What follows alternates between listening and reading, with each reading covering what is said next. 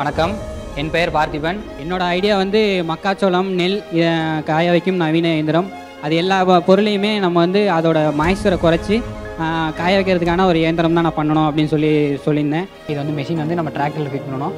நம்மளோட tractor BDO அட்டாச்மெண்ட்டில் அதோட work பண்ணணும் அப்படின்ட்டு தான் என்னோட ஐடியா வந்துச்சு. What will be the disadvantage to the crop? There is no straightly.